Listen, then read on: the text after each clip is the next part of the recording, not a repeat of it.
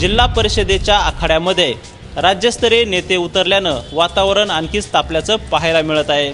राष्ट्रवादीकडून विरोधी पक्षनेते धनंजय मुंडे यांनी एका दिवसात 4 सभा घेऊन वातावरणामध्ये रंगत आणलेली आहे।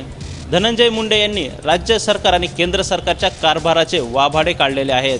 तर काँग्रेसकडून प्रदेशाध्यक्ष अशोक चव्हाण यांनीही सरकारवरती टीकास्त्र सोडलेला आहे। तर भाजपाकडून रावसाहेब दानवे यांनीही सभा घेऊन काँग्रेस राष्ट्रवादीवरती टीका केलेली आहे। तर पालकमंत्री राम शिंदे हे किल्ला लढवताना पाहायला मिळत आहे। तर येत्या काळामध्ये पंकजा मुंडे यांची जाहीर सभा होणार आहे। तर राष्ट्रवादीकडून अजित पवार यांच्याही सभेचं आयोजन करण्यात आलेलं आहे। त्यामुळं आणखीनच प्रचारात रंगत येणार आहे। हर्षवर्धन पाटील आणि अजित पवार यांचे राजकीय वैर अख्ख्या महाराष्ट्राला माहीत आहे। सध्याच्या झडपी आणि पंचायत समितीच्या निवडणुकीमध्ये हे दोघे एकमेकांच्या विरोधात आरोप प्रत्यारोप करणार हे नक्कीच।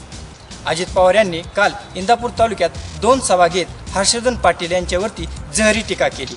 यामध्ये त्यांनी हर्षवर्धन पाटील यांचा 20 वर्षाचा मंत्रिपदाचा कारभार तसेच पाटील यांच्या सहकारी संस्थांना लागलेली गरगर आणि पाटील यांनी त्यांच्या मातोश्रीला दिलेली उमेदवारी यांच्यावरून खूप टीका केलेली आहे।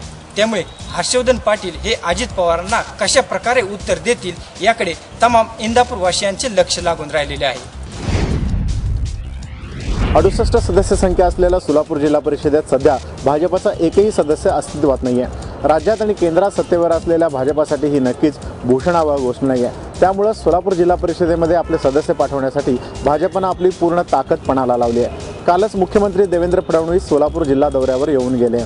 सोलापूर जिल्हा परिषदेच्या निवडणुकीची सगळी जबाबदारी त्यांनी सहकार मंत्री सुभाष देशमुख यांच्याकडे सोपवली आहे। सोलापूर जिल्ह्याच्या राजकारणाची नाळ माहीत असलेल्या सुभाष देशमुखांनीही आपले पत्ते उघड करायला सुरुवात केलेली आहे।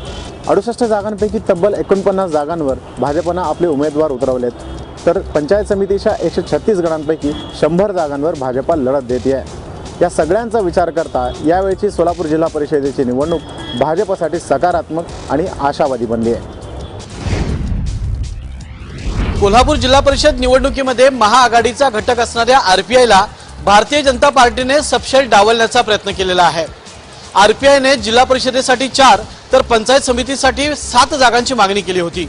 मात्र या जागांवर भारतीय जनता पार्टीने आपले उमेदवार उभे केल्याने आरपीआयच्या कार्यकर्त्यांमध्ये मोठी नाराजी पसरलेली आहे।